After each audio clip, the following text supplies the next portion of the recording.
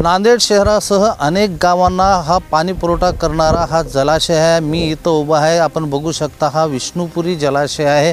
या जलाशयामध्ये गेल्या 1.5 महिन्यापासून पाण्याचा साठा कमी झाला होता, परंतु 2-4 दिवसापासून सतत पाऊस पडल्यामुळे वरच्या भागातून जो येणारा पाऊस आहे या जलाशयामध्ये आला आणि या जलाशय 80% एवढा साठा आता पाणी आहे आणि या जलाशयातून नांदेड शहरासह आणि बाकीचे जे खेडेपाडे आहेत आजूबाजूचे त्यांना या धरणातून पाणी पुरवठा केला जातोय।